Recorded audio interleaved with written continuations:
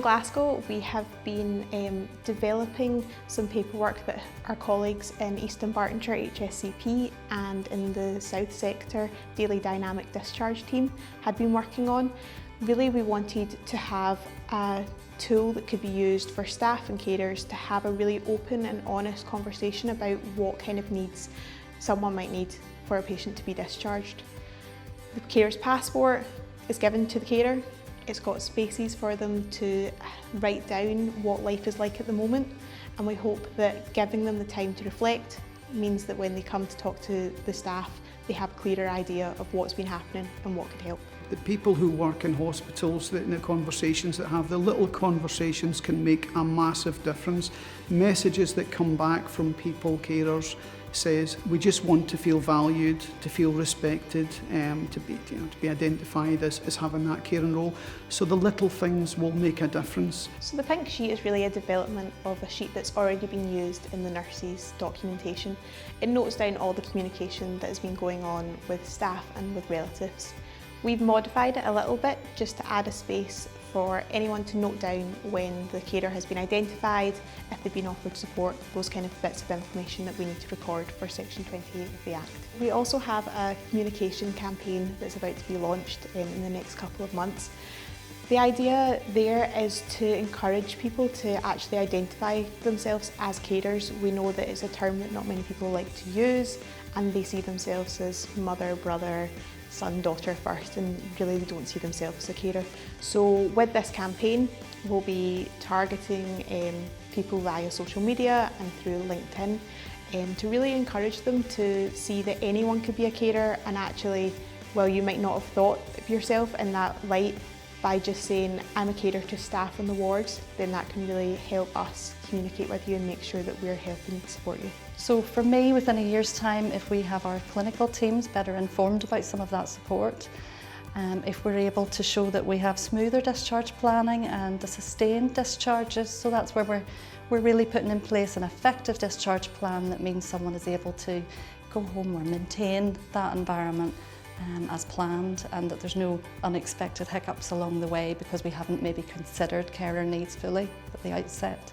And understanding better from a staff point of view of the benefits of involving carers in discharge planning. I have elderly parents, both in their 80s. My mum has significant health needs, and my dad has been her main carer for the last 10 years or so.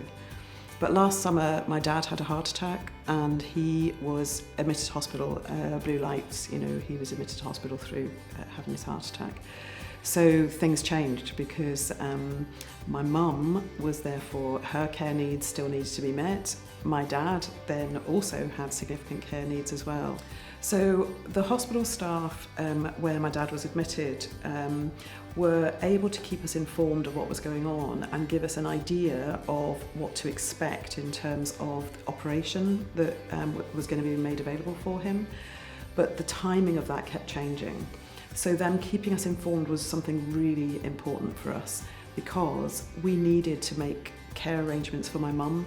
I was signposted to go and speak to the hospital chaplaincy service, and that was really helpful because there were a number of conversations that I was having, difficult conversations I was having with my dad, but being able to speak to the chaplain for my own needs, but also speak to the chaplain as another source of advice and support for my dad.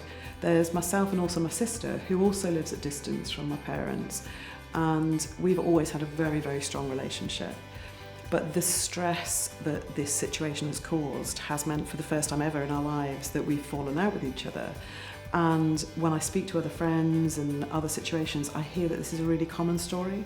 Any support around for siblings finding themselves jointly in a new kind of carer role would be really welcome. Carers provide a massive amount of care in the community, and health and social care partnerships, we rely heavily on the care they provide, and our services would not be sustainable without that.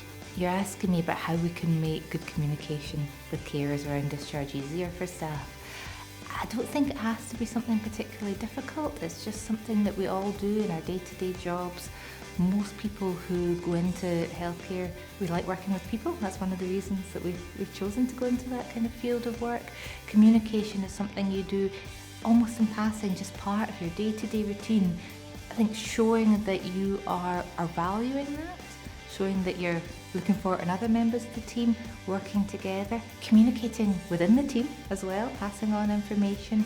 It doesn't need to be difficult, it doesn't need to be complicated, it's just part of your day-to-day.